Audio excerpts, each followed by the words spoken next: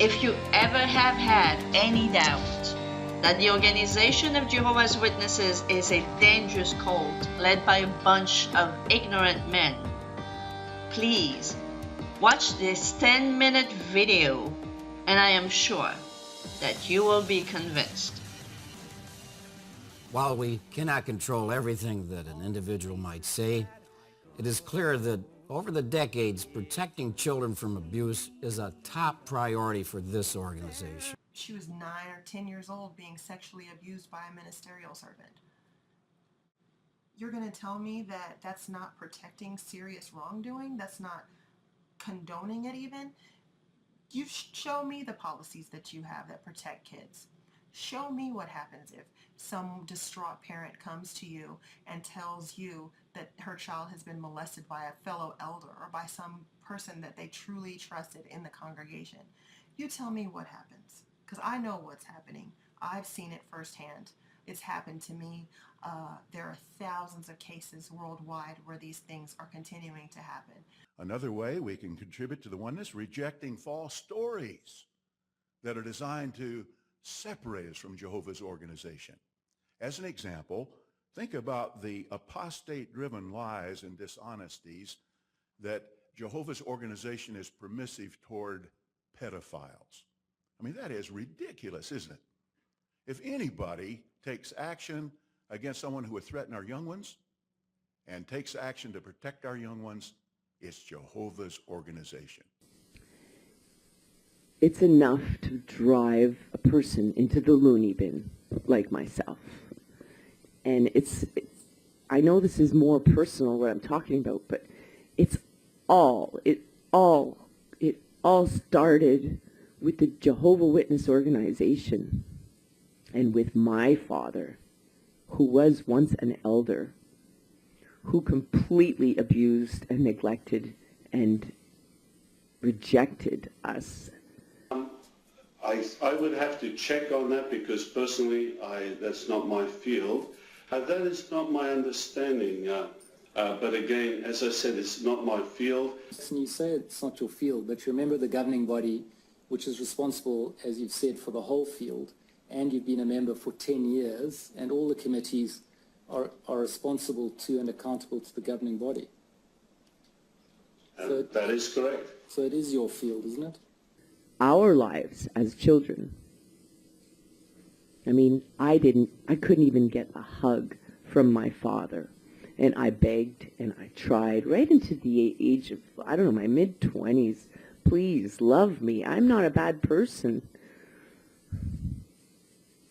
And I remember my father even, I was on my knees once, and he's sitting on the couch, and I'm begging him, please, Dad, please love me.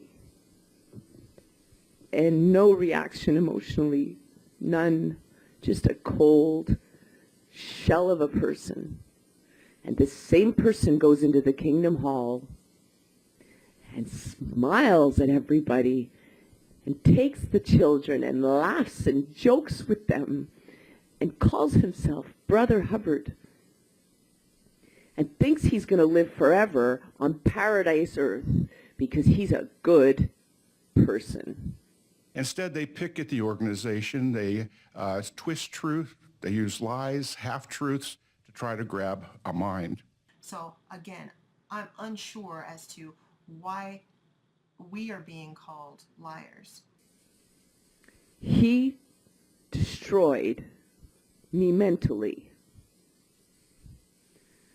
He's never said he's sorry. He's never acknowledged whatever mental illness he has.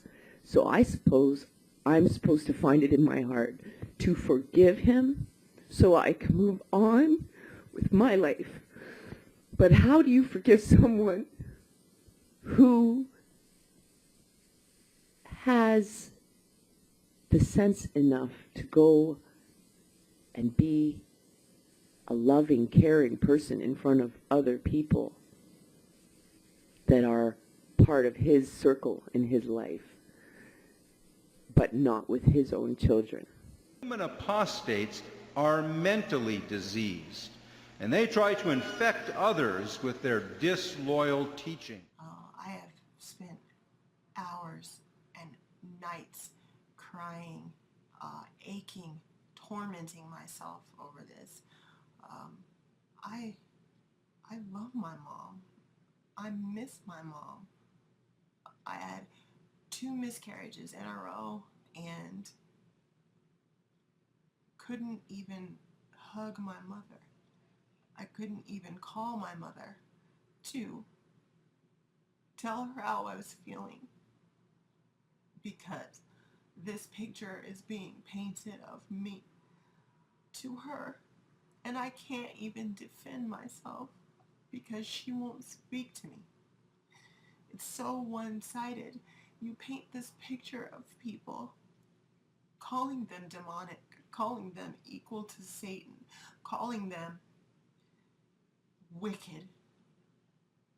And of course, they're going to believe it because they're unable to believe anything else.